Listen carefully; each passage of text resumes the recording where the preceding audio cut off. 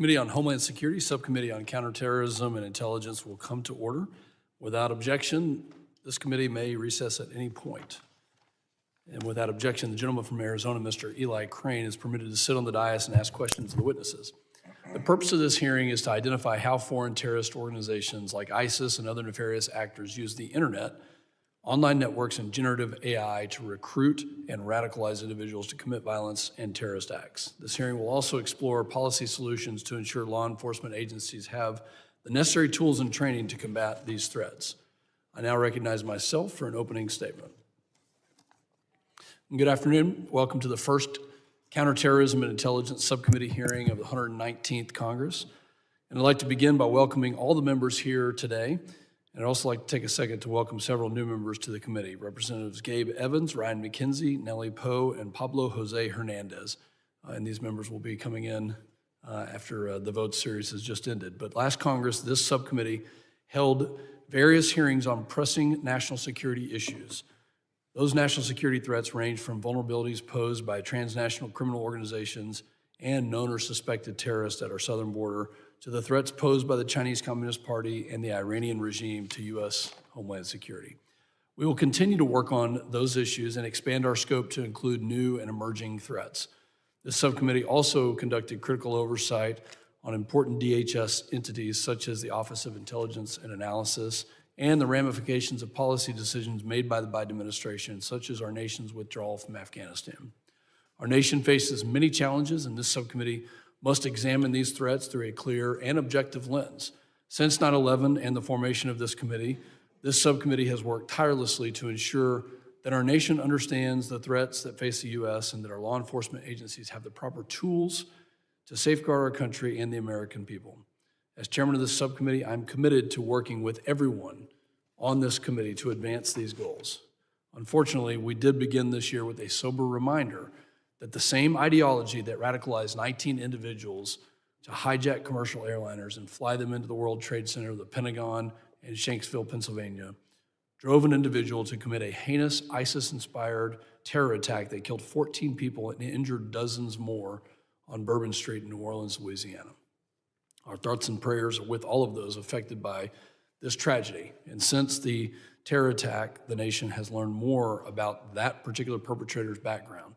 The individual, Shamsuddin Jabbar, is believed to have self-radicalized online through various propaganda channels affiliated with ISIS. The FBI has also confirmed that Jabbar's online search history indicated he conducted extensive research into the terror attacks that took place last year at a German Christmas market, and that he pledged his support to ISIS on his personal online media accounts, including Facebook. The case related to Jabbar is not an isolated incident of an individual within the United States becoming radicalized online by a foreign terrorist organization. Online radicalization is a significant terrorism threat that our nation currently faces.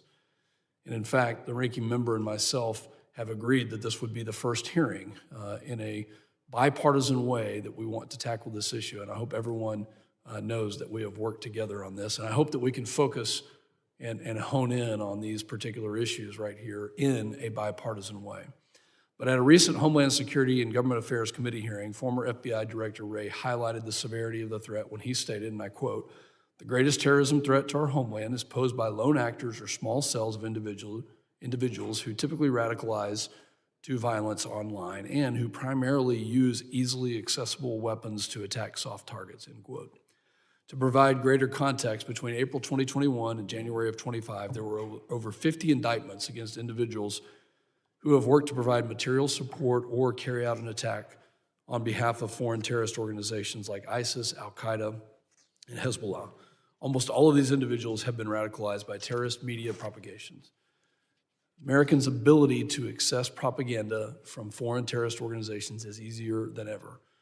Groups like Al-Qaeda, ISIS, and Boko Haram are disseminating their propaganda at lightning speed across the globe on platforms such as Telegram and Reds.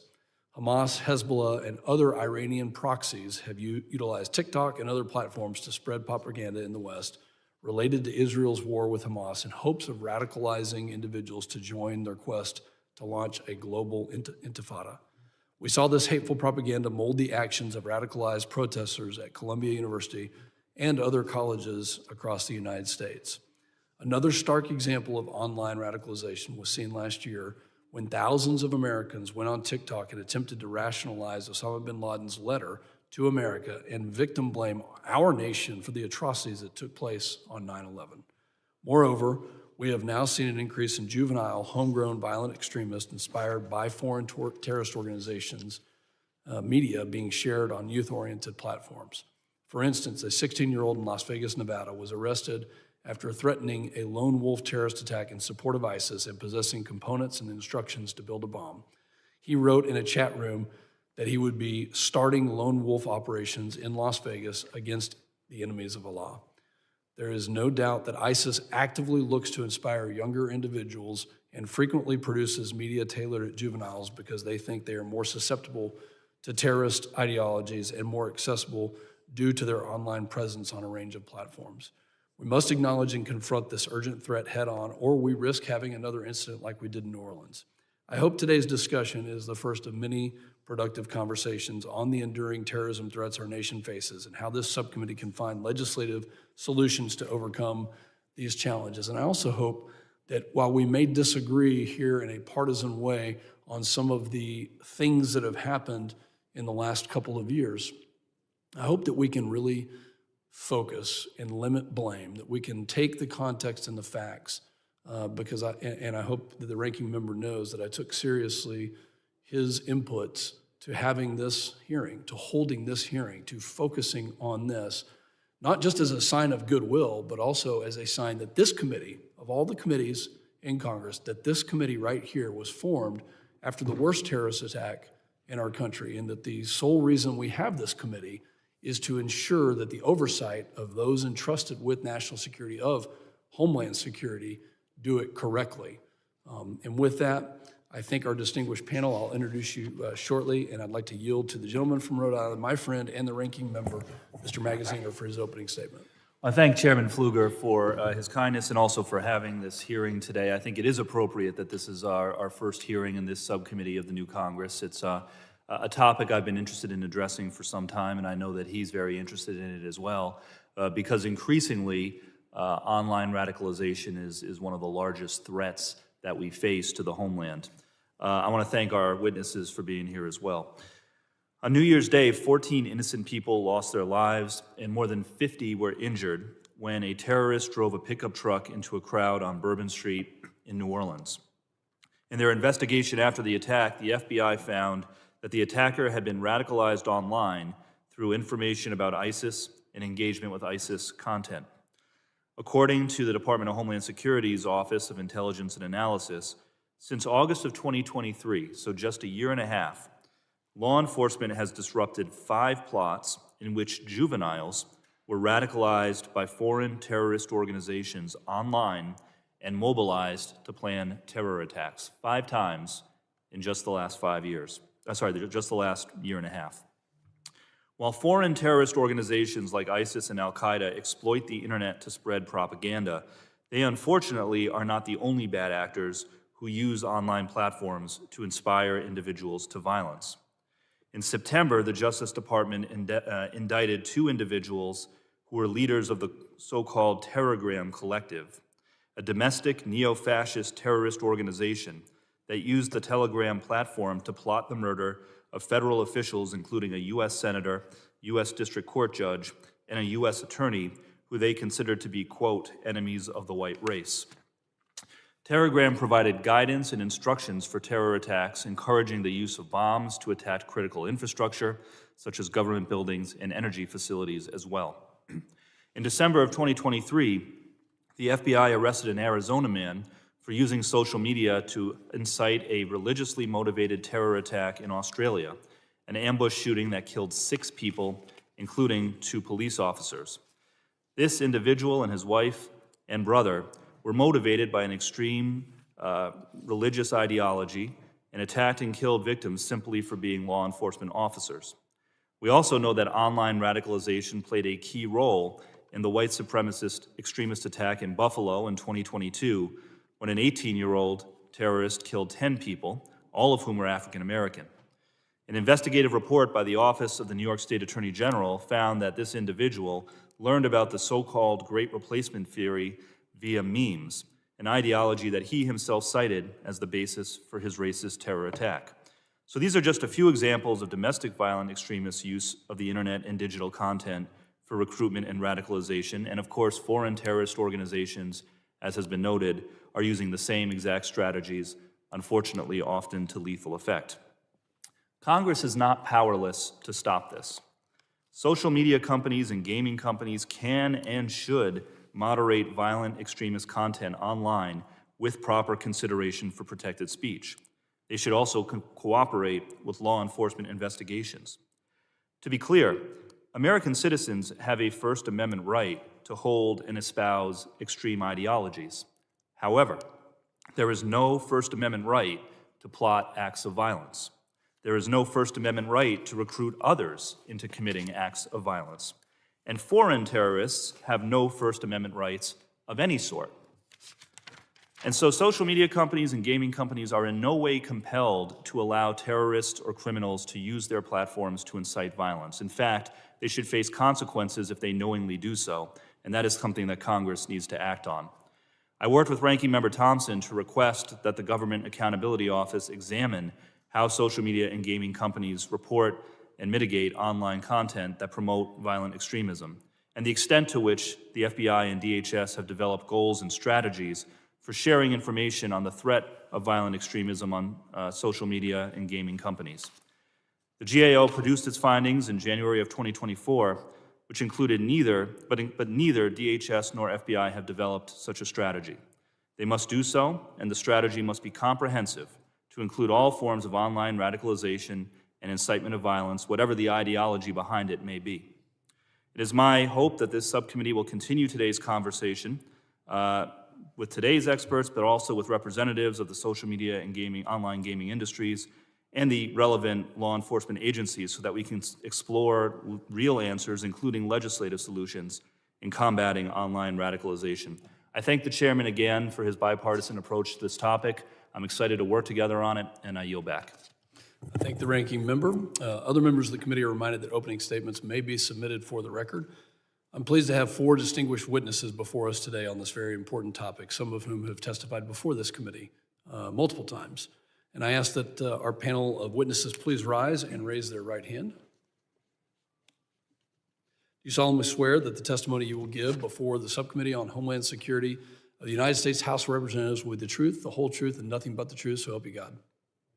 Thank you. Let the record reflect that the witnesses have answered in the affirmative, and I'll now formally introduce our panel of witnesses, starting with Dr. David Gartenstein-Ross, who serves as a senior advisor on asymmetric warfare at the Foundation for Defense of Democracies. He is also the founder and chief executive officer of Valens Global. Welcome. I'd like to introduce now Dr. Aaron Zelen, who currently serves as a senior research fellow at the Washington Institute, where he directs the Islamic State Worldwide Activity Map Project. I'm also a graduate as a fellow of the Washington Institute. It's good to see you. I'd like to introduce Mr. Daniel Flesch, who serves as a senior policy analyst for Middle East and North Africa at the Heritage Foundation, and he previously served as an IDF paratrooper. Welcome. And lastly, Dr. Kurt Braddock is an assistant professor of public communication in the School of Communication at American University. His research focuses on the strategies used by violent extremist groups to recruit and radicalize individuals targeted by propaganda. I thank everyone for being here. Thank you for your expertise. Thank you for your time. We will now go to your opening statements. I know you have submitted written statements, and if you'd be so kind to summarize that at the 5-minute mark, you'll see the timer that counts down on that. With that, Dr. Gartenstein-Ross, you're recognized for your opening statement. Thank you, Chairman Pfluger, Ranking Member Magaziner, distinguished members of the subcommittee. On behalf of the Foundation for Defense of Democracies, thank you for the opportunity to testify on the important topic that the subcommittee is addressing today. In my written testimony, I discuss what my colleagues at Valens Global and I call composite violent extremism, or COVE. It describes individuals who blend elements from multiple ideologies, grievances, and sentiments without adhering to a single, well-defined belief system. COVE was not created by the online space. Ideologically fluid extremists have existed for decades. But COVE's increasing prevalence is tied to the digital age. The internet has transformed how violent extremist beliefs form, spread, and evolve. We've seen this before. Technological shifts have repeatedly reshaped terrorism, and we are now living through the next great technological shift, one that is more momentous than the advent of the internet itself. This shift is the rapid development of artificial intelligence, especially generative AI. In 2018, I wrote an article titled "Terrorists Are Going to Use Artificial Intelligence." At the time, the idea was debated, but from our vantage point today, it's not a prediction. It's happening. We have seen a recurring pattern in terrorists employing new technologies. Terrorists first fail with a new technology, often giving way to iterative experimentation, adaptation, and eventual success. Social media, encryption, and drones all followed this trajectory, where initial crude attempts evolved into sophisticated applications, forcing governments to scramble for countermeasures. I call this pattern the violent non-state actor technology adoption curve, a consistent cycle in which terrorists initially struggle with new tools, but grow more adept at using them over time. We have seen this cycle unfold time and again. AI is not an exception. It is the next phase. Terrorists don't need cutting-edge AI research labs to weaponize artificial intelligence. They only need access to the same widely available AI tools that businesses and individuals are already using. And as AI becomes more powerful, it will lower barriers to entry even further. These are not hypothetical threats for the distant future. They are real today. Bad actors are already experimenting with AI. To illustrate ways that AI and large language models can influence terrorist operations, there's propaganda and psychological warfare. AI can generate hyper-personalized extremist content, create deepfake recruitment videos, and use generative AI in recruitment agents that engage recruits dynamically. There's training and operational planning. Large language models can generate tactical handbooks, simulate security vulnerabilities, and coach extremists step by step through attack planning. Some may assume that safeguards will prevent AI from being exploited. They won't. Large language models are already easy to jailbreak. That is, to manipulate into bypassing built-in safeguards against generating prohibited or harmful conduct. Even platforms with thoughtful built-in restrictions can be manipulated. I don't want to explain the tactics to do so openly in this hearing, but I would be happy to generate basic jailbreaking techniques to any member who is interested. Also, terrorists don't need ChatGPT. Other models, like China's DeepSeek, have fewer safeguards and are easier to weaponize. Governments and tech companies cannot rely on safety filters alone. A reactive approach is a losing strategy. In the over 20 years that I have worked on counterterrorism, one pattern has been painfully clear. We are too often reactive rather than proactive. The same failure of imagination that the 9/11 Commission warned of is still at play. If we fail to recognize how AI will reshape terrorism and extremism, we risk being blindsided in ways that could dwarf the digital era mistakes of the past. That's why legislative efforts such as the Gen AI Terrorism Threat Assessment Act are important. This bill would ensure that DHS conducts regular assessments of how terrorist organizations use encrypted, cloud-based communication platforms. We need to monitor these trends rather than react when it's too late. If we aren't tracking how terrorists adapt to the technologies that are reshaping the world, we will always be behind. We should act before the next breakthrough becomes the next disaster. Again, I appreciate the opportunity to testify, and I look forward to your questions. Thank you very much. The chair now recognizes Dr. Zelen for his opening statement. Thank you, Chairman Pfleger. It's a great honor to do a hearing with you once again, Ranking Member Magaziner and the distinguished members of the subcommittee for giving me this opportunity to testify today on how terrorists use the internet today.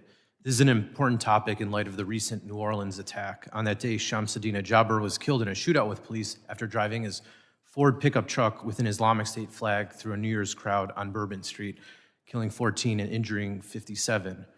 Prior to that attack, last October, he recorded a video of the French Quarter using his Meta smart glasses. Jabbar also expressed support for IS in videos posted to Facebook, researched the December 2016 car attack at the Christmas market in Germany, and pledged allegiance to the group before his deadly attack. The following week, the Islamic State wrote an editorial in its weekly newsletter titled, "We Were There," where it gloated over Jabbar's attack. It highlighted the group's influence and incitement capabilities, and the piece also boasted that the perpetrator used American technology, referring to the Meta smart glasses. The piece concluded by once again urging Muslims in both Europe and the United States to carry out more terrorist attacks, highlighting how IS uses one attack to push yet another. Jabbar's attack also falls in line with the Islamic State's instructional attack planning. In particular, in mid-November 2016, in IS's English-language magazine at the time called Rumiyah, it released an article titled "Just Terror Tactics" that discussed the use of pickup trucks, renting a vehicle if you did not have one, targeting pedestrian streets, and using a secondary weapon, among other things. In this case, Jabbar placed 2 coolers with explosive devices at 2 other locations in the city's French Quarter, and thankfully, they didn't explode also. Finally, the article tells prospective attackers to find an appropriate way for announcing one's allegiance to the caliphate, and in this way, we saw this with the Facebook post, as well as him using the ISIS flag on the car during the attack. This all shows that while this attack occurred in 2025, in many ways, examples and guidance literature from almost a decade ago now that remains accessible online has a long shelf life, and not enough is still being done to make sure that potential attackers do not have access to such content online. Beyond traditional propaganda efforts to recruit and incite, there are more recent innovations related to crypto, live streaming, and AI. Regarding crypto, based on data collected for the Washington Institute's Islamic State Worldwide Activity Map, since 2015, there have been at least 36 arrest cases globally related to jihadi use of cryptocurrencies, with 13 of them happening in 2024 alone, illustrating a huge uptick in the past year. And it's likely that there are other cases as well that we just don't know about because it didn't come within the judicial system. This is not theoretical either. Last year in April, the FBI arrested an 18-year-old plotting an attack on churches in Idaho, and as part of his plot, he attempted to donate $11,000 to the Islamic State using the Monero cryptocurrency, which they promote in one of their English-language magazines nowadays. Beyond traditional social media platforms, there's also been a rise in the use of TikTok by IS supporters.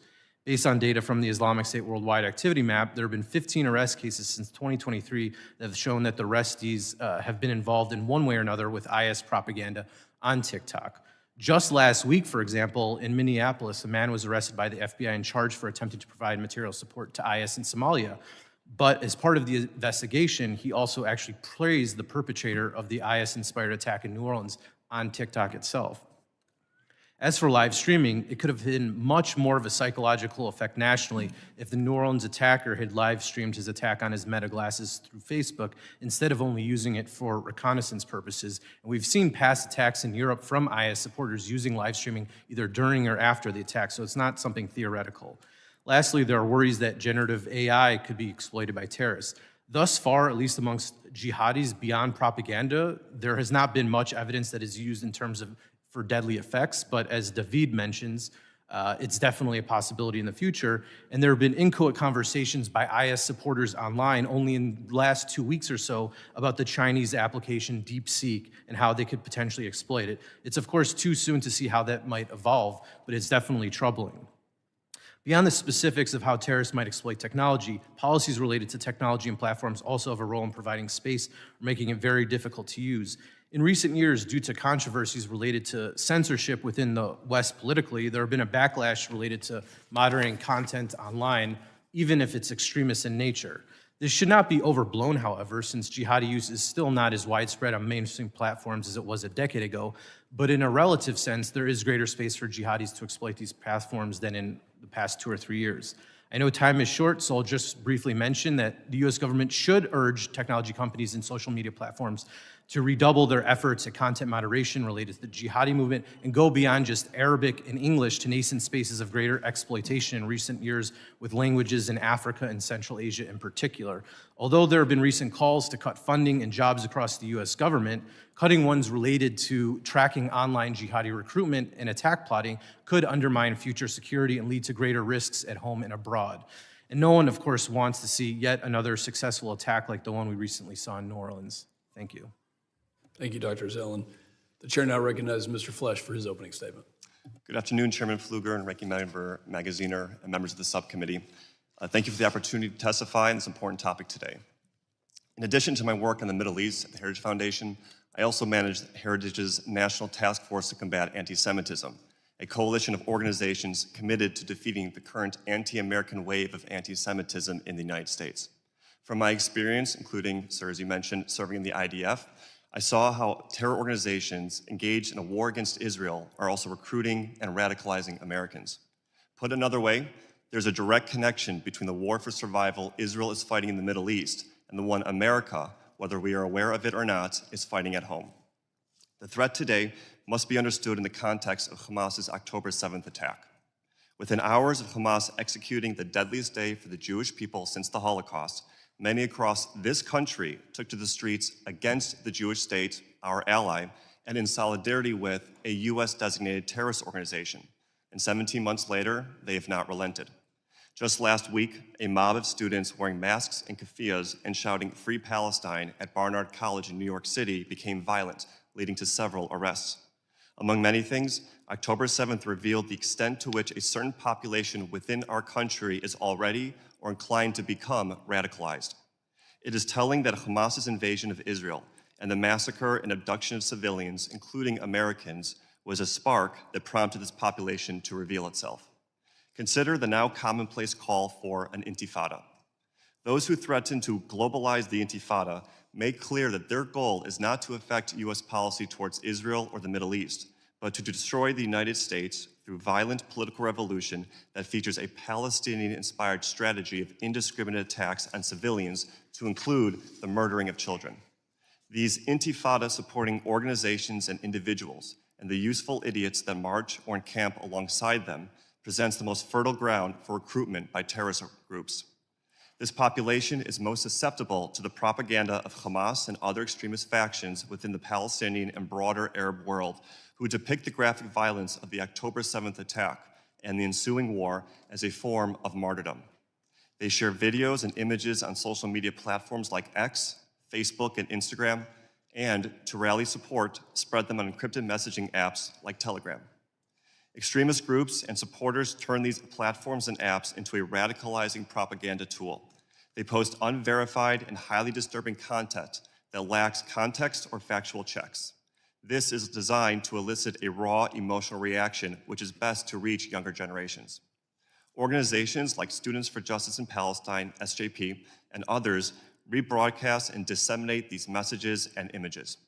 They invite their social media account followers to various trainings and to join more private communication channels such as Signal, where they may conduct their actual planning and coordination. In framing the October 7th violence, for example, as a noble act in the struggle against an occupying force, Hamas linked and other extreme channels cross-pollinate ideas from different groups, including those agitating against Israel, the Jews, the United States, and the West. Last summer, the Director of National Intelligence revealed that the Islamic Republic of Iran was also, quote, posing as activists online, seeking to encourage protests and even providing financial support to protesters, end quote. The combined effect of these efforts is to radicalize adherents to engage in violent criminal activity. Consider just some recent examples. In November, FBI and local police found rifles, ammunition, and explosive device in the home of two Palestinian American sisters who are students at George Mason University and leaders in their campus's SJP chapter. They had previously defaced the student center with threats of a student intifada. On New Year's Day, as we've discussed, hours after an ISIS-inspired terrorist killed 14 civilians in a deadly car attack in New Orleans, pro-Palestinian protesters marched in Times Square chanting for an intifada. And one of the organizers of the Barnard College protest from last week, Columbia SJP, proudly and publicly proclaims on its X profile, quote, "Long live the student intifada and glory to our martyrs," end quote. Terror organizations are actively radicalizing and recruiting an impressionable population for their nefarious means. Efforts should be taken to detect, deter, and defeat their networks, including their organizational supporters and foot soldiers in America. Israel defeated the Palestinian Second Intifada by simultaneously playing offense and defense. We need such a dual approach today, one that sees law enforcement be proactive against this threat and a civil society that creates its own barrier beyond which today's anti-American form of anti-Semitism is no longer tolerated. If we fail to act now, it is only a matter of time before we may see an intifada on American streets. Thank you. Thank you, Mr. Flesch. The chair now recognizes Dr. Braddock for his opening statement. Thank you, Chairman Pfluger. Thank you, Ranking Member Magaziner, and distinguished members of the subcommittee. I'd first like to thank you for the invitation to appear before this subcommittee. Issues related to recruitment and radicalization via the internet have pervaded the study of violent extremism for decades, and it's heartening to know that legislators remain cognizant of these complex processes and are determined to undermine them when and where possible. I'd also like to note that any statements I make in my testimony don't necessarily reflect the position of my institution or any research centers with which I'm affiliated. The testimony I provide here is based solely on my 20 years of findings as a researcher of communication, media, radicalization, and terrorism. I formally studied the communicative tactics of domestic left-wing and right-wing extremist groups, foreign terrorist entities of nearly every political or religious ideology, lone actor terrorists, and everything in between. Incidentally, it's the time that I've spent studying diverse kinds of terrorist actors that helped me to understand radicalization processes in a systematic manner.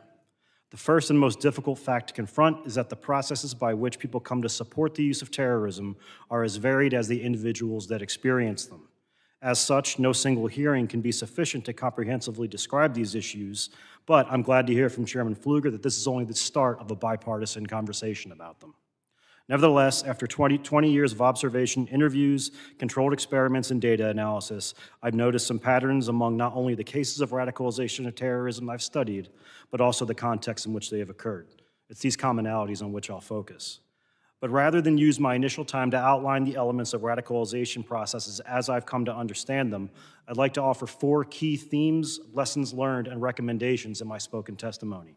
Of course, I'm happy to elaborate on any of these. First, I feel it's a mistake to treat, quote, online radicalization as exclusively distinct from offline radicalization. In many cases, individuals who are recruited by extremist groups undergo radicalization via their behaviors online are often found to be engaging in parallel behaviors offline. Moreover, the psychological processes that people undergo when they radicalize online are similar to what they would experience offline.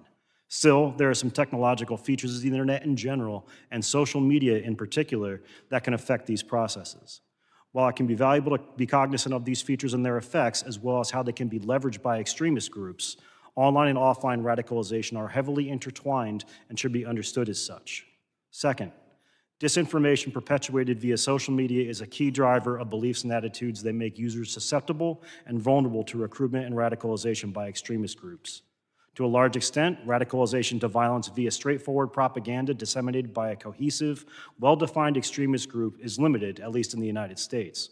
Instead, most cases in which an individual radicalizes to violence seems to be due to a process whereby that individual engages with content on social media or other internet-based platforms, both as a function of their own information seeking and algorithmic suggestions that's consistent with their beliefs and attitudes. Consistent with what David said, this often leads to what's been informally called salad bar radicalizations, where individuals can pick and choose from different ideologies.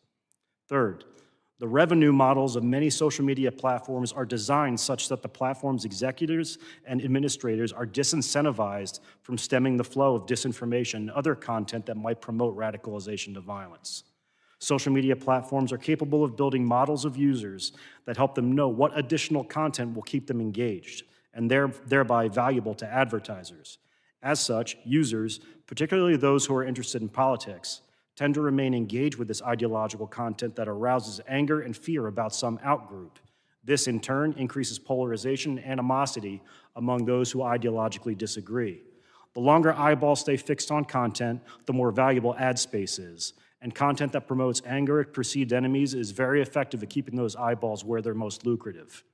Finally, fourth, addressing online recruitment and radicalization requires a multi-pronged approach that's both reactive and proactive.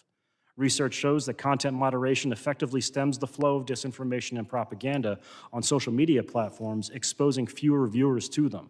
However, I would also advocate for digital literacy initiatives that inform users, especially young users, not only about the kinds of content they might encounter, but the strategies used by malicious actors to persuade them. There are several studies in both the US and in Europe to show that pre-bunking or preemptively undermining this kind of content helps build resilience to its persuasive effects. And with that, I thank you again for the opportunity to appear before this subcommittee, and I look forward to your questions. Thank you very much. I thank you all for your opening statements. Members will be recognized in order of seniority. We'll also have members that are cycling in and out. An additional round of questioning may be called after all members have been recognized, and I'll now recognize myself for 5 minutes of questioning. Dr. Gartenstein-Ross, I mean, the big question here is basically the First Amendment and how we prevent attacks, how we prevent, these terrorist attacks from happening, as I've heard your testimonies and read your written statements. So how do we differentiate between the constitutionally protected speech and then also the speech that may advocate for violence and terrorism? How do we protect the First Amendment and thwart that violence? Thank you, Chairman Pfluger. That's a great question. One case that I recommend people to be familiar with is the Sami al-Hussein case. It occurred in Idaho shortly after the 9/11 attacks. He was prosecuted for terrorist propaganda. Ultimately, the jury found him not guilty based on First Amendment grounds, and after that case, there have been very few just propaganda prosecutions. I think Ranking Member Magaziner put it right when he talked about how there's no right to incite people to attack. There's no right to recruit people to terrorist groups. Foreign terrorists don't have a right. But I think when you get into that kind of gray area, I expect to see very few prosecutions. Instead, it's when there's incitement to imminent lawlessness, which is the First Amendment standard. Thank you. Dr. Zellin, you mentioned something in your spoken testimony about Jabbar and his posting. And so I want to follow up on this question. Should we have known? Could we have known? What could have been done? And did his speech actually violate the protected speech, or was he still in that protected speech place? Thank you, Chairman. It's definitely a complicated issue, but based off of Facebook's own policies through their dangerous organizations unit within the Facebook, they have their own sort of FTO list.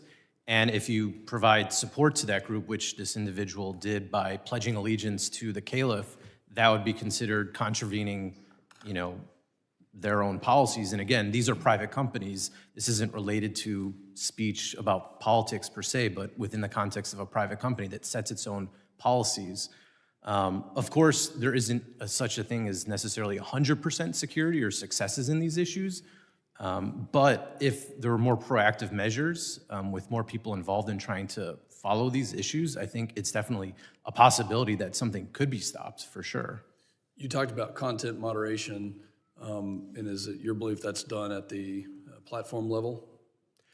Yeah, I mean, of course, Congress could potentially regulate to make sure that they actually follow a certain way of doing it, but there have been methodologies that have been laid out by the Global Internet Forum to Counterterrorism, which is essentially a consortium of key American tech companies such as Google, X, Facebook, Microsoft, et cetera, in terms of how they find the digital footprint or fingerprint of these issues to take this content down.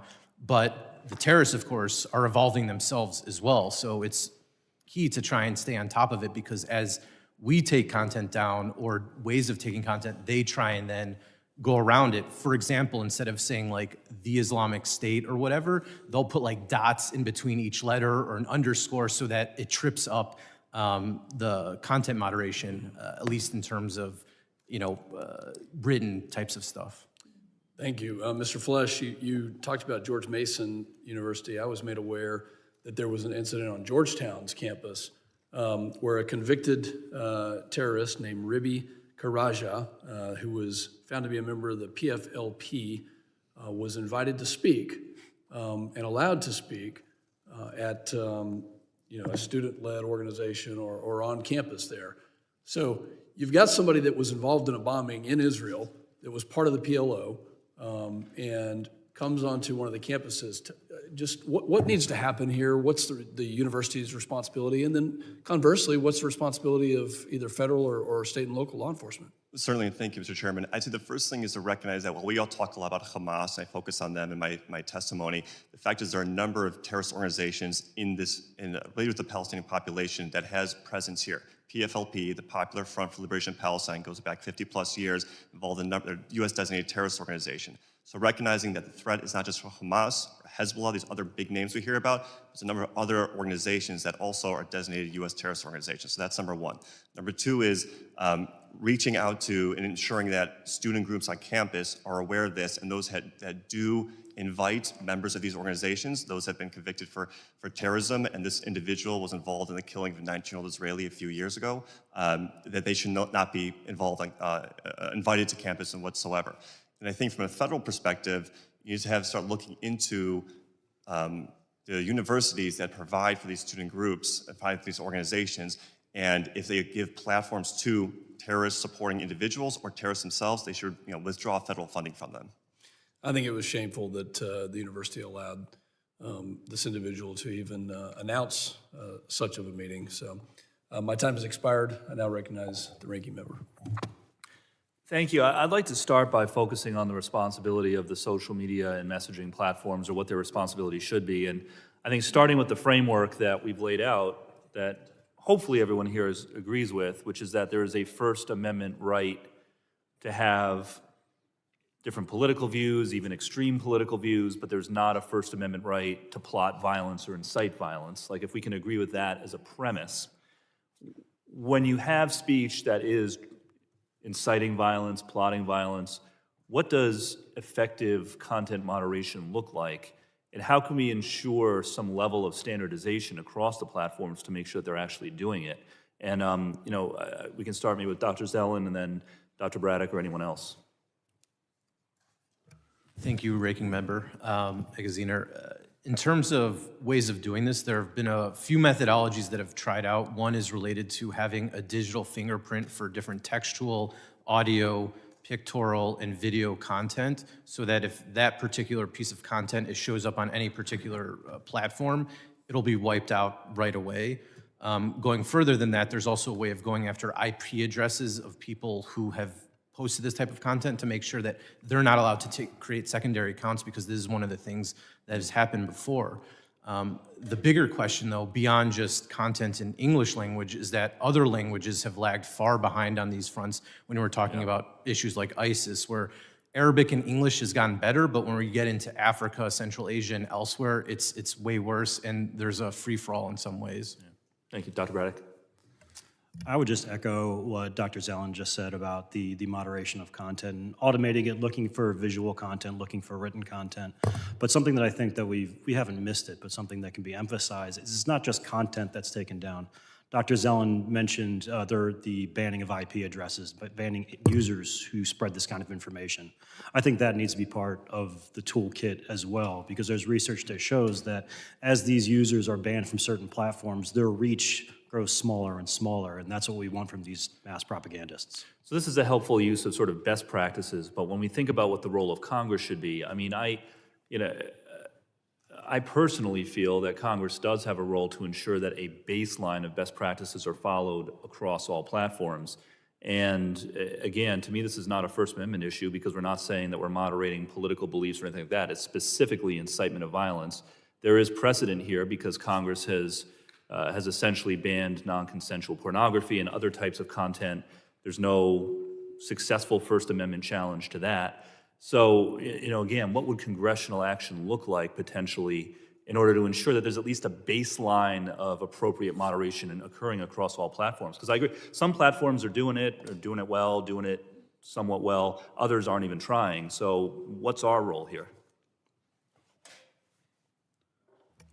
I mean, one way would be to potentially regulate to make sure that all platforms that work in the United States follow certain types of, methodologies, I guess you can say, so that when certain companies change who's in charge of them, or, policies change for whatever reason, that there's a certain standard that everybody lives up to make sure that, violent extremists, terrorists, what have you, are not able to take advantage. Yeah. We've been talking a lot about social media platforms, and I think we all, we think about TikTok and X and Facebook, et cetera.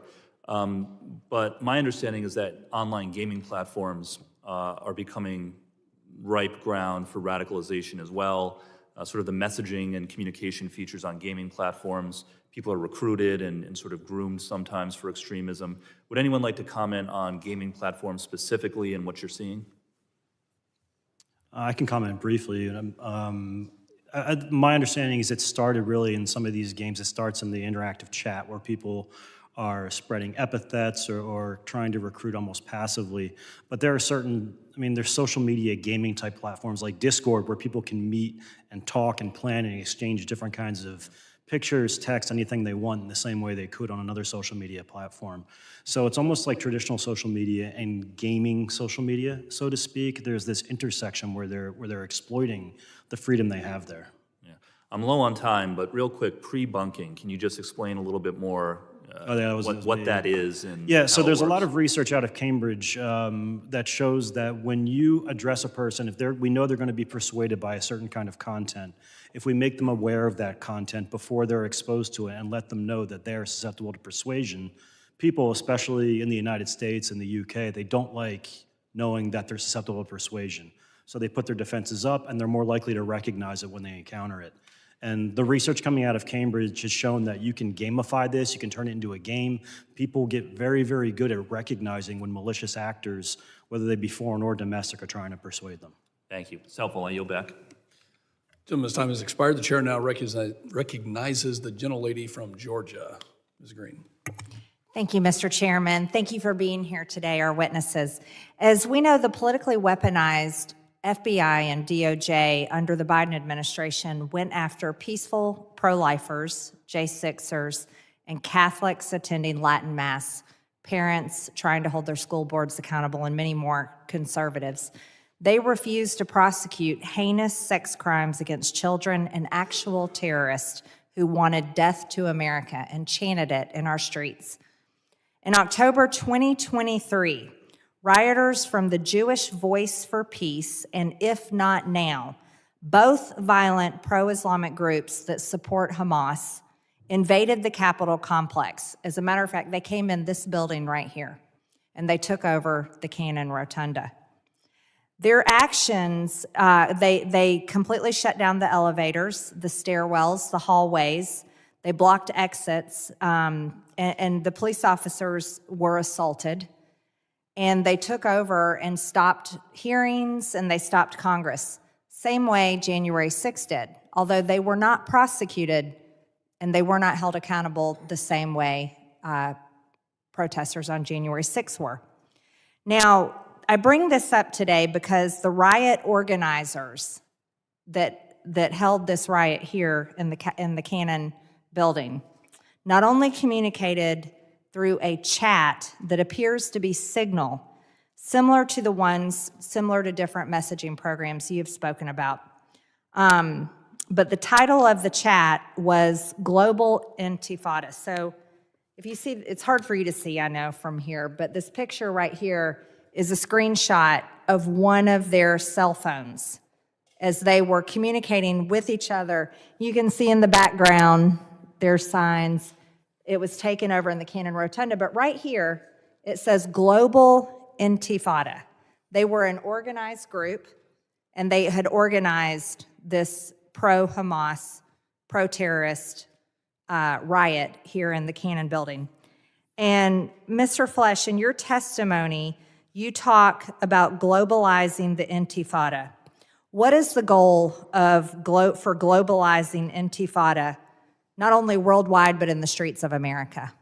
Yes, ma'am. Well, the goal of people calling to globalize Intifada is to bring a Palestinian-inspired strategy of violent political revolution targeting civilians, including children, and essentially to overthrow the United States and to defeat the fabric of society of the United States. So their stated goal is to overthrow the United States, and they organized, and they call themselves Global Intifada, and they came in this building in 2023. That is shocking. If you look at the names of the members in the group chat, you'll find the lead attorney for the Southern Poverty Law Center, the SPLC, Katrina Bleckley. Right here, Katrina Bleckley. is part of the global intifada, lead attorney for the Southern Poverty Law Center. This is the same law center that provided nearly 40 pages of testimony to the same January 6th committee that was prosecuting people for protesting the 2020 election. This is also the same law center that was cited in the FBI memo that labeled traditional Catholics as radical extremists. This is the same law center, which has nearly $770 million in assets, by the way, and was given over $8,000 by the Department of State in 2021 for speaking engagements with Leisha Brooks. So we're here talking about online radicalization, but we're also, through this right here is proof for every single American that this radicalization that's happening online is radicalization that has happened right here in our government that stopped Congress. I would also like to highlight the threat of online radicalization and how the threat within our own homeland has been exacerbated by more than 12 million illegals that Democrats allowed to pour into our communities under Biden, with 2 million of them being known gotaways who we have no clue where they are from, where they are now, and what their motives are inside our homeland.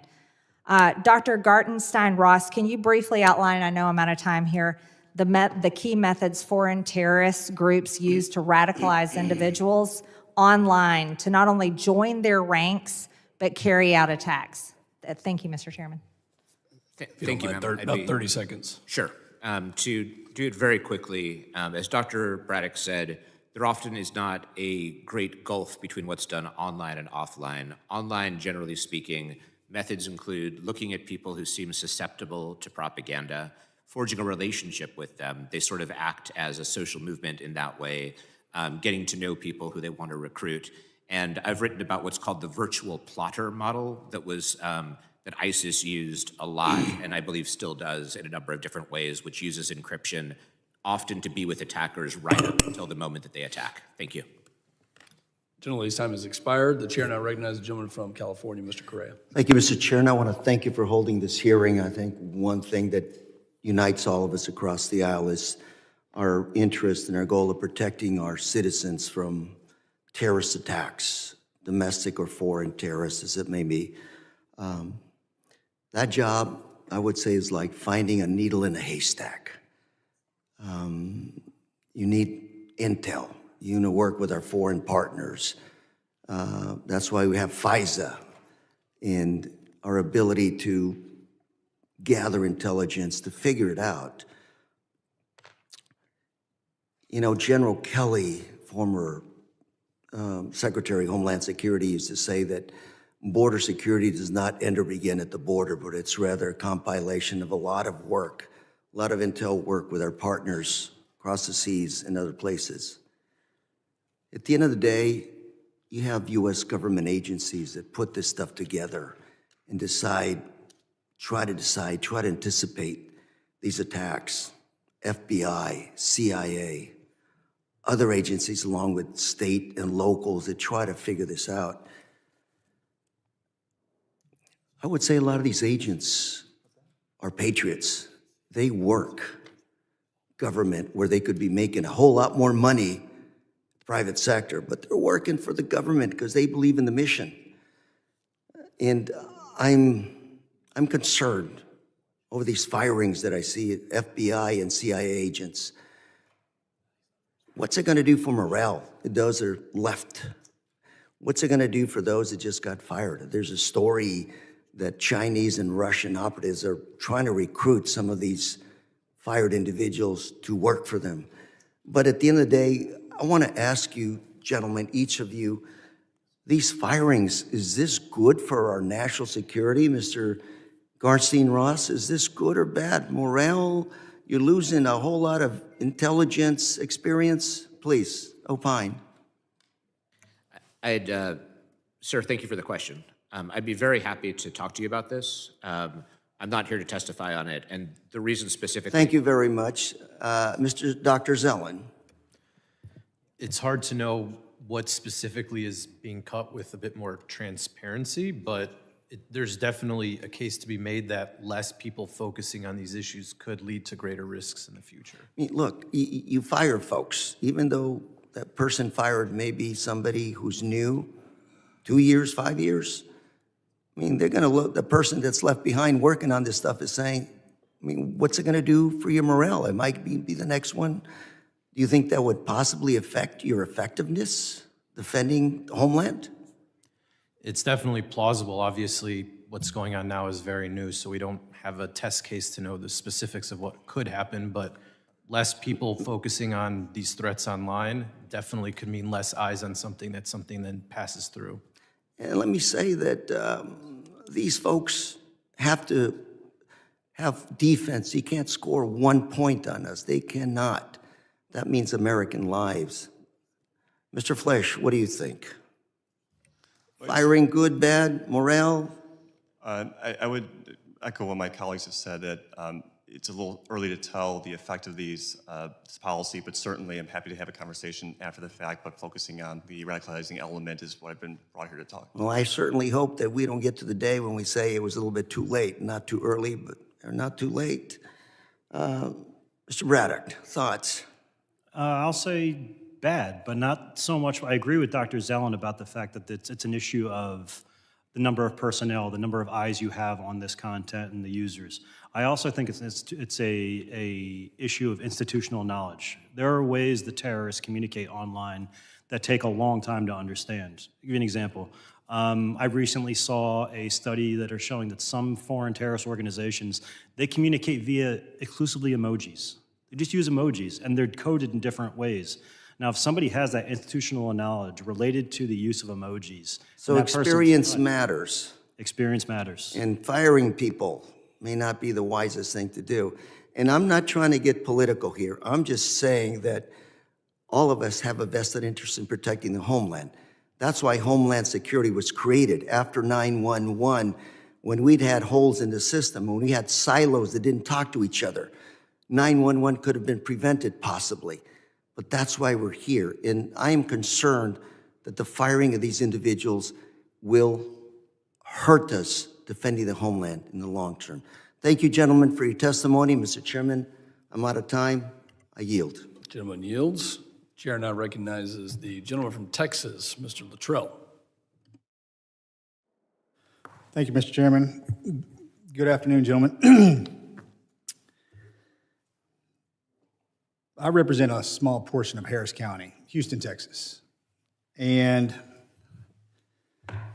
this pains me to say this, but Houston, Texas is the worst city in the country for sex trafficking. And I've had multiple discussions, meetings, various agencies, law enforcement, up and down the elected leadership, not only in Harris County, but the state. How do you solve a problem? I sit on the I-10-45 corridor. How do you solve a problem where these, and just to be clear, cartels are now known as terrorist organizations. So I'm going to throw this on you guys. The conversations that I have with these folks is like, how do we solve this problem? How do you cut the head off the snake? How do you get rid of these bad actors to save our babies? Because they're going after our children. And it always circles back to the metaverse. It lives and breathes online. And that's how they communicate, that's how they recruit, and that's how they set the hook. And then our children are moved into this horrible space and become victims. And I want to hear from all four of you, how do we address, and I think it was Mr. Flesch, you said regulate. How do we regulate the system? I'm sorry, might have been you, doctor, that said we regulate the space, right? Regulate the system, which I'm not speaking for my colleagues, but I'm sure they would absolutely get on board with the fact that this is a problem we shouldn't have when it comes to the protection of our babies, right? How do we fix this? And if we regulate it, it's going to have to come from the subject matter experts, which would be you all, or those that control either the social media platforms, the gaming systems. Because the best thing I can do for my children is inform them of what happens out there. But when I talk to the parents whose children have been taken, they never saw it coming. Dr. Ross, I'll start with you, sir. Thank you, sir. It's a great question, and I'll take it from the cartels angle first and foremost. That's something that I've done a fair amount of work on in some of my projects for U.S. Customs and Border Protection. I'd move it a little bit away from the online space, and the way we've looked at cartels in our work for CBP is how do you shift their incentives? Cartels are many things, but among them, they're a business, and I would look at the cartel's center of gravity. I think that right now we're playing defense vis-a-vis the cartels with respect to trying to stop them at the borders. One way I would look at it is there's a number of different vulnerabilities that they have, and how do you shift those incentives through causing some pain to them, but doing so in a way that isn't too costly for us at the same time. I think that that's very important because the flow of human trafficking. Where would that, great, I mean, that's, okay, you're opening up, I don't know if I'm gonna say you're opening up Pandora's box there, but if we're gonna move them away from sex trafficking, drug trafficking, and all that illegal and nefarious acts, we're not gonna make them a legitimate company. Where do we push them? Yeah, I don't think that trying to make them a legitimate company is the way to go. Obviously, there are some who argue for that. But I think that there are different ways that we can undertake points of pain vis-a-vis cartels. Obviously, like there's a whole conversation around cartels right now, designations, possible use of military force, and the like. One thing that we know is that cartels are fighting against two sets of enemies in most places they operate. They're fighting, number one, against the Mexican government, both federal and state, and number two, they're also fighting against other cartels as well. Oftentimes, picking your enemy and leaving other enemies alone can have a very serious effect on them. Anyway, I don't want to advocate for something specific other than to say that I think there's a different way to look at it, that we tend to look at defense at the border. And I think there's a secondary way to look at it, which is cartels have incentives, they have vulnerabilities. And if we look at the question as, how is it that rather than doing what you could call Operation Same, meaning we have the same operations over and over, mobilizing to the border, how is it that you shift their incentives in a way that will have a lasting effect? I think that it's a complex answer, but that's the way I would formulate the question to hopefully get something that is more lasting than what we have now. Dr. Zellin, you got 21 seconds, sir. Are we doing? Thank you for the question, but it's not a subject I personally focus on, so I Okay, don't have as no much worries. experience on it. Mr. Flesh, go ahead. I'd echo my colleague. Then we can't run. Hey, I- hey, you need to hear me say this. Don't run away from this. This is the worst thing you can possibly imagine when you see these babies, okay? And if you're not studying it, I can't sit here on this dais and tell you to do that, okay? I'll take 10 seconds because I know we're out of time. But You good? am I good with that? Yes, sir. We had a child abducted near my hometown as well a couple of years ago, assumed to have been sold into sex trafficking as well, so it's near and dear to me as well. My main point would be we've been focusing on content moderation. The responsibility of the platform is to focus on content. I also think that there can be more, the platforms can do more to regulate what's going on in private messaging on those platforms between people, because that's a lot of the ways that these individuals are reaching out to children, is they're engaging with them in these private messages on Facebook, on Instagram, on whatever platform you choose.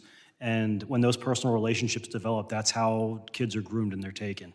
Thank so you. I would say focus on that as well. Thank you, Mr. Chairman. Gentleman's time has expired. The chair now recognizes the gentleman from New York, Mr. Goldman. Thank you very much, Mr. Chairman, and I am also want to echo my support for having this hearing, especially because I tried futilely and desperately last Congress to have a hearing on a similar topic. In November of 2023, I led a letter to Elon Musk on X because in the 6 weeks following October 7th attack that Mr. Flesh so powerfully referenced, there was massive distribution of Hamas and other terrorist propaganda videos, and even some generated profit on X. I got no response, written response. I guess that part of the 75% cut in Twitter that Elon Musk did went to the Government Affairs Office. So then in March, I wrote to Chairman Comer. I was on the Oversight Committee asking for a hearing on this because it continued. And in fact, the Secretary General of Hezbollah, Nasrallah, actually wrote a tweet complaining about having his blue check mark taken down. So that was an issue that also related to violating sanctions. No word from Chairman Comer, and then we wrote a letter to the Speaker in August.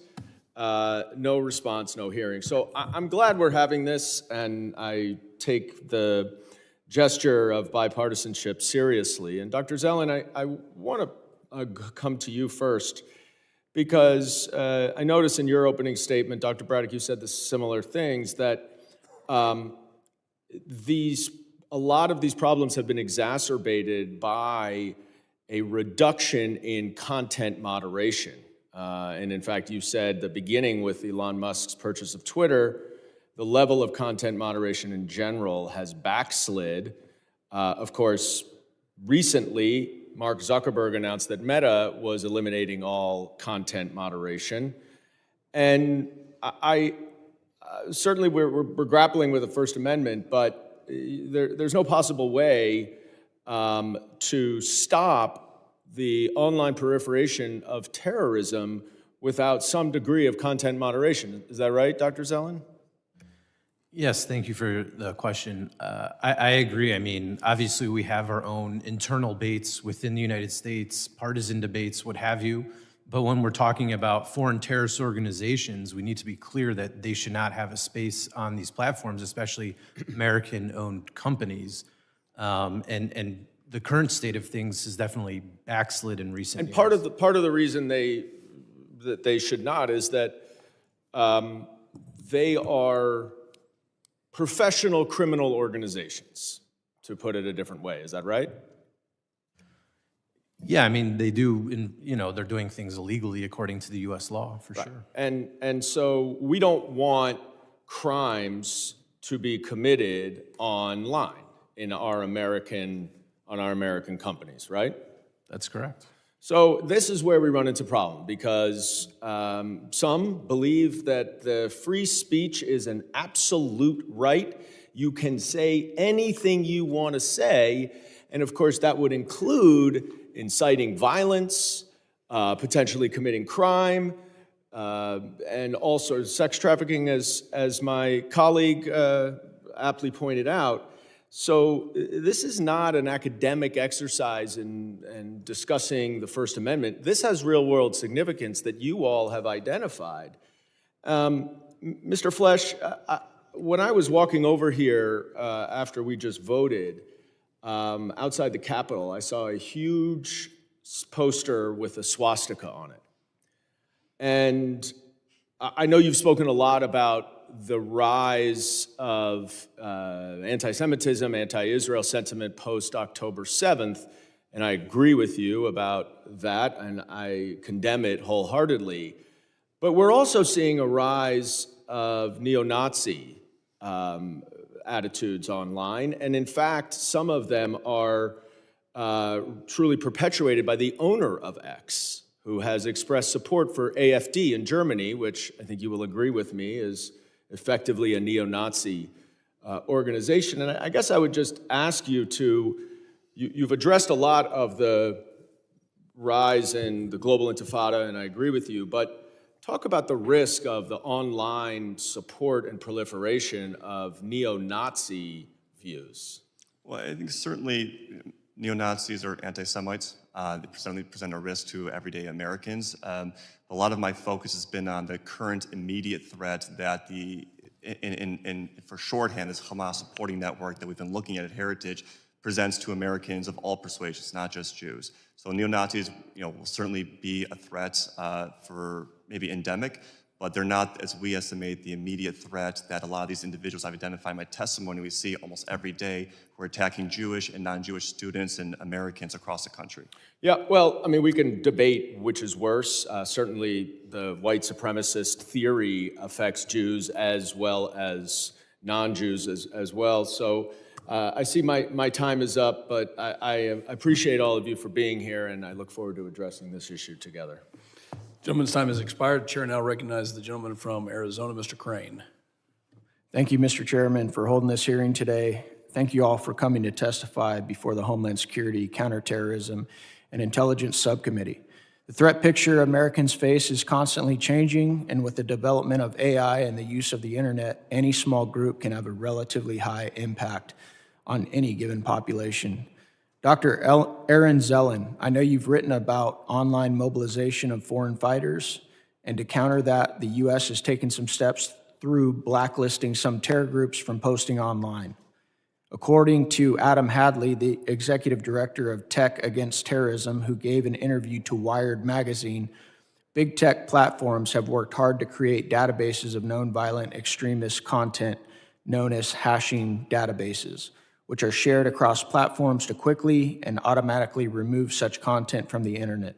Are any of the witnesses familiar with the industry term hashing sites? Yes, I am. Or groups to create a censorship database to prevent bad actors from spreading misinformation from terror groups. My question is this: how would you recommend the committee evaluate the balance between freedom of speech and the need to protect the public from terror groups using AI to conduct deepfakes? That's a good question. Thank you for raising it. I would judge it in two ways. The first one is whether the deepfake poses an immediate threat. In some cases, deepfakes can be created, designed specifically to incite. For example, we've seen deadly riots overseas based on Quran desecration. Something like that would have a purpose of trying to incite. In cases like that, I think that legislative efforts are important. There are other areas that were referenced before, such as deepfake pornography and the like, where I think, again, there is a strong impetus for the legislature to step in order to stop harm for individuals. That's essentially where I would say the line is drawn with respect to deepfakes. I think there's other ways to deal with propaganda deepfakes, because ultimately there is a purpose for deepfakes, right? Deepfakes can be used for cinema and the like. There's a reason why people create them. They're not just pure harm, but harm to the individual, I think, is the area where the legislature can come in and should be able to have a strong hand. Thank you.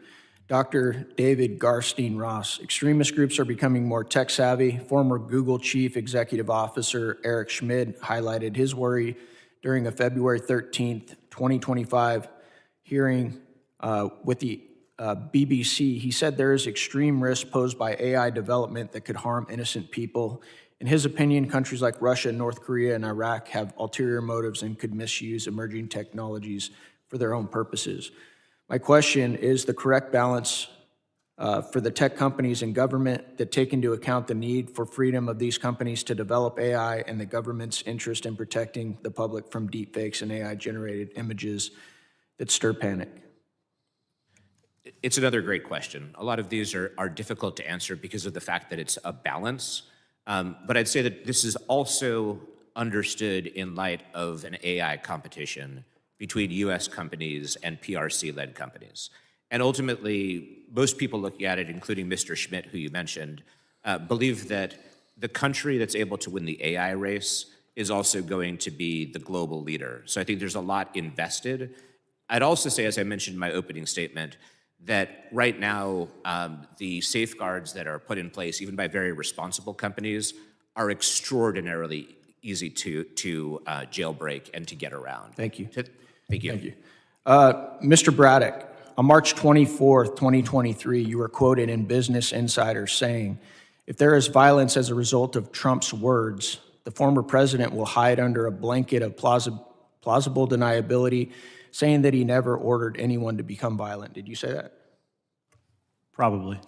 My question is this: you are extremely critical of Republicans through what you call stochastic terrorism, inciting terrorism through volatile rhetoric, and what you deem as extremist rhetoric. But when Democrats incite violence, you seem to be a little bit silent.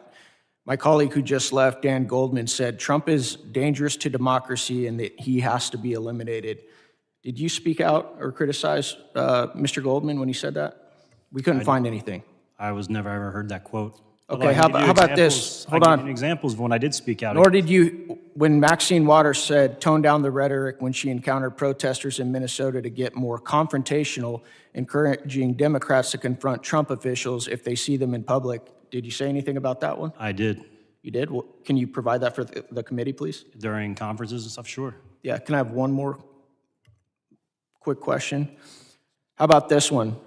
President Biden on October 23rd, 2024, who said, "We got to lock him up," or that Trump was a threat to democracy right before numerous assassination attempts. Did you say anything about that one? No, that wouldn't meet my threshold. We got to lock him up? That doesn't reach your threshold? No. Okay. Thank you. I yield back. Gentleman's time has expired. The chair now recognizes the gentlelady from New Jersey, Ms. Poe. Thank you, Mr. Chairman, and to our ranking member, Magaziner, for holding this very important hearing. You know, while terrorism is by no means a new problem, the internet gives extremists a broader reach for spreading dangerous ideas. It also provides for those seeking to commit violent attacks. I was proud to join my committee colleagues last month on a visit to New Orleans to see firsthand the scene of a devastating terrorist attack on New Year's Day. We can and must do more to prevent tragic attacks like this. Doing this demand, we address how the internet radicalizes people. In my own state of New Jersey, authorities arrested a man in November of 2022 for using social media to share a manifesto containing threats to synagogues. In the manifesto, he claimed Jewish people were responsible for Muslim hatred. He drew inspiration from the white supremacist attack at a black church in Charleston and stated a desire to attack a gay club. Mr. Gardenstein-Ross, you have referred to this as a salad bar extremism, where an attacker lacks a clear ideology or cites numerous categories for extremist views to justify violence. How does mixing of extremist ideas impact the ability to accurately predict extremist behavior? Thank you. That's a great question. To clarify my remarks, I refer to it as composite violent extremism rather than salad bar. And the reason why is I think that oftentimes the internet and ideas and grievances that are in the ether impact the individual much more than they pick and choose. I think that it has a tremendous effect on complicating the idea of when someone is radicalizing to pose a threat. If they're radicalizing with respect to a traditional ideology, oftentimes there's a few different models, but to put it simply, you can understand when they fulfill the threat criterion that they seem to have grievance, meet ideological justification, and then you can look to whether they're also taking preparation. When it's mixed and match and grievances and sentiments, I think it's much more complex, and that's kind of the petri dish that we're all living through currently. In addition to learning how to prevent online radicalization, sorry about that, I'm interested in how we can prevent people back from dangerous ideas.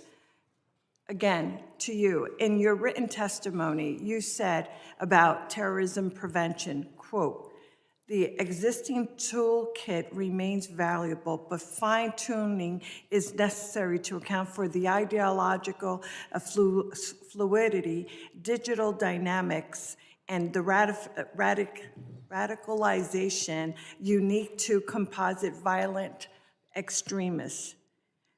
How exactly do we fine-tune, and are there opportunities for online counter-messaging? I think there are a lot of opportunities. Those which I see in the prevention sphere as being most important are when you look at the individual who poses a risk of carrying out an act of violence, looking at whether there are needs that aren't being met. One of the models, for example, is to look at whether there are mental health needs who an individual could be connected to. Sometimes that provides an opportunity for interventions other than efforts to take offline or to use content moderation to eliminate bad ideas. Because for as long as human history has been around, there have been a profusion of bad ideas. Legislators don't want to stop bad ideas, but what we can try to stop is that connection to violence. Thank you. Very quickly, Dr. Braddock, could you please also provide us with your thoughts? I know we have like 30 seconds, but I would love to hear your thoughts on that real quickly, please. Is there something you'd like me to focus on in 30 seconds? I mean, one of the things that we've been talking about over the course of this hearing is the importance of content moderation, and the fact that the way that people pull their ideologies together, the fact that they pull from such disparate ideologies makes it very, very difficult. But I think that also speaks to the fact that one of the things we mentioned earlier was the need of human eyes on these things. We want to automate everything. We want to use AI to take care of everything. But I think in situations like this, which are so nuanced, I think we do need human eyes to make these sorts of judgments. I'm not in a place to say which eyes those should be, but humans can make better judgments about nuanced content like this better than AI can, at least presently. Thank you. The word radicalization was difficult for me to say just moments ago, but thank you, Mr. Chairman. I yield back. The gentlelady's time has expired. In lieu of a second round, what we will do is give each side 5 minutes, and I'll hold to the 5 minutes. We won't go overboard. And so after this 5-minute period, and I will yield to my colleagues for their questions, I will let the ranking member also yield to his colleagues if they so choose. So at this point, we'll yield 5 minutes to our side of the aisle, and I'll start with Mr. Zellin. You mentioned a couple of things on platforms, and I'm kind of interested on, how do you go about on platforms like TikTok, on platforms like Facebook? What does that training look like to recognize? We've talked about the human in the loop here, and maybe go into a little bit of depth if you could wave that magic wand. What does that look like? I haven't worked at these companies, so I'm not quite sure how they specifically train people, but I would imagine that they have different lessons related to understanding specific ideologies, groups, looking at the propaganda, and bringing in outsiders so that they understand the context, and then build up from there. Obviously, there will be more senior versus junior people on these issues. And then besides that, when we're talking outside of the human element, there's of course the digital footprint, which is the hashing methodology, but that sometimes has false positives. Thank you. Yield to the gentleman from Texas. Thank you, Mr. Chairman. Dr. Zellin, it might have been you or Mr. Flesh talking about the language barriers on the social media platforms and how we are substantially behind. Is that a fair statement to say? Did I say that correctly? Yes. That's remarkable considering our ability to aggregate data in 2025. How do we fix this problem? And by the way, which one, the emoji thing? I had not heard that yet. That's horrible to hear that, but okay, go ahead, sir. I'm sorry. I mean, part of it is just making sure that you're hiring people with these language skills that also know English too, so they can work within the context of an American company.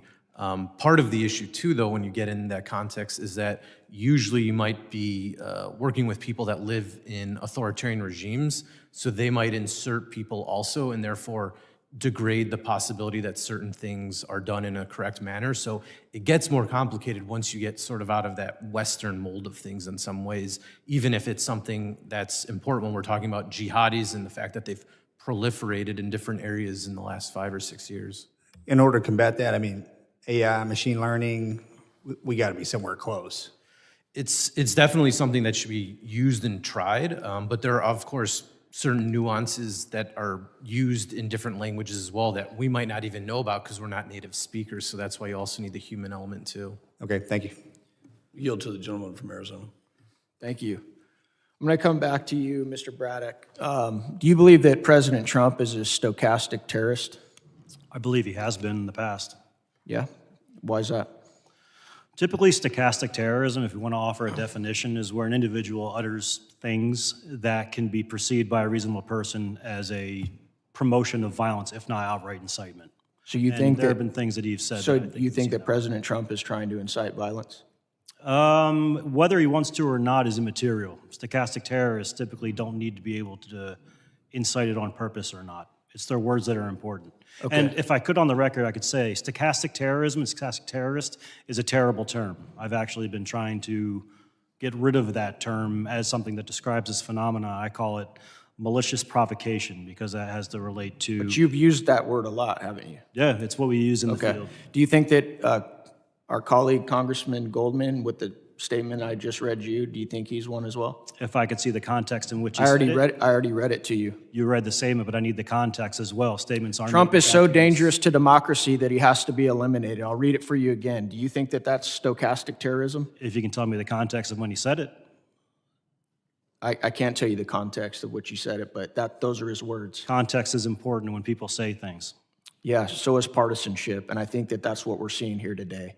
And, Is that right? Yeah, exactly. And I'm gonna tell you this right now. This is why Americans have such a hard time with censorship coming from guys like you. They call balls and strikes only on one side of the aisle, and then they won't do it on the other side. Would you like me to rerun for the other side of the aisle? Yeah, go for I'd be it. happy to. Yeah, okay, tell me who We on talked the other about side of the Maxine aisle? Waters, which I have said in public statements to threat analysts, that counts as stochastic terrorism. Yep. Because the context in which she said it was already heightened aggression, so there's a bigger chance that people are going to engage in violence. So you don't think that anybody would take Dan Goldman's statement that Trump is so dangerous to democracy that he has to be eliminated, and you don't think that that has the potential to incite violence? Are you serious? I don't make judgments based on statements I haven't seen in the context in which they're said. Do you want another one from the left to make it feel better? Yeah, please. Yeah, when Chuck Schumer was on the steps of the I think it was Supreme Court near Roe versus Wade, in a very energetic crowd, and said these justices will reap a whirlwind.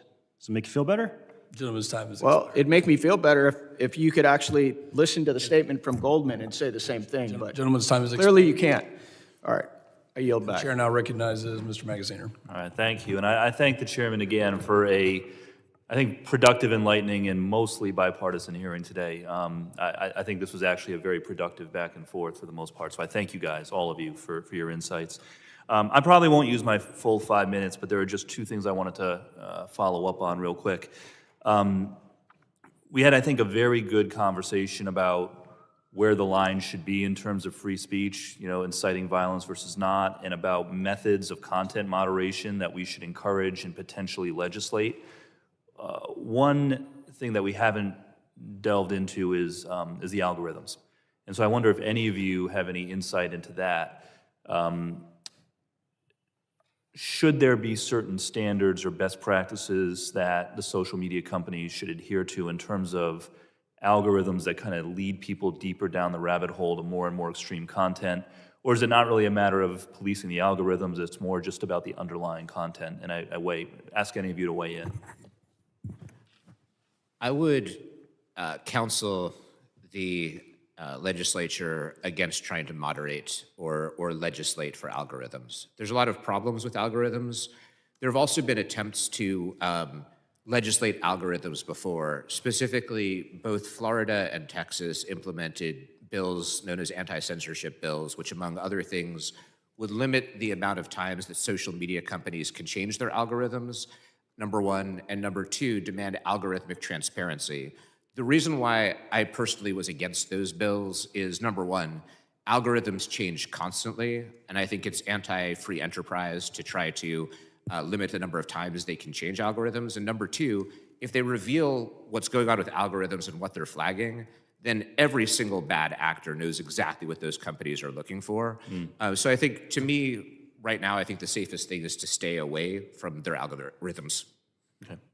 Now that makes sense. That's a helpful answer. And last issue, and this is more of a comment than anything else, the importance of open source data collection, I think, is important. When we talk about signals intelligence and trying to find bad actors who commit acts of violence before they can commit those acts, we often are thinking about covert methods. But as I understand it, with the attacker in New Orleans and many others, oftentimes people are posting stuff openly, and in an environment where the social media companies are not effectively regulated and some aren't removing that content or not doing it in a timely way, it's important to have, Department of Homeland Security, INA office, which does open source collection, National Counterterrorism Center has an open source desk, And so I just want to make sure that we're emphasizing the importance of those collection efforts as well when we're making budgetary decisions and the like, because we need to be putting more resources toward that, I think, not less. And,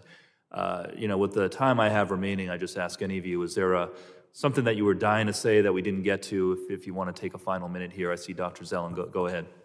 I'll just add to your comment that I think, working together amongst government agencies is important, but I also think government to tech companies is important, and between tech companies, because I think all of us in this room know that we all use more than just one social media application or other, technology on our phones or what have you all of the time. So it's, just as we do, so do the terrorists in some ways. These are commercial usages. So there needs to, even if, when we're talking about the digital footprint type of issue, that's one aspect of it, but there also needs to be greater coordination. And one of the issues where we get to is when it's companies outside of sort of the American jurisdiction, or they're companies that are in adversarial countries like TikTok with China or DeepSeek and things along those lines. That makes it that much more complicated. And that's why, talking about bans and things like that is something that I think should continue to be on the table. And then one more point related to the algorithms. While I agree with David that it's definitely complicated from a legal perspective, we should also recognize that if you follow somebody on whichever platform, they'll start feeding you recommendations. And if you start following people that are terrorists or extremists, they'll feed you people within that broader network, or if you're watching videos along those lines. So that's one aspect of the algorithm that maybe should be looked at in greater detail. I thank you all again for a good, productive conversation, and I'll yield back. Will the gentleman yield for 10 seconds? And we had a conversation up here, just so you're aware, that I think what Energy and Commerce is doing to look at Section 230 is very important. And that's really a lot of what we talked about here, and I hope that committee will take this issue very seriously. Yeah, agreed. I think the witnesses for your testimony today, for your study in this field, for the conversation that we've had, the members of the subcommittee may have additional questions for the witnesses, and we would ask that you respond to these in writing. Pursuant to Committee Rule 7D, the hearing record will be open for 10 days, and without objection, the subcommittee stands adjourned.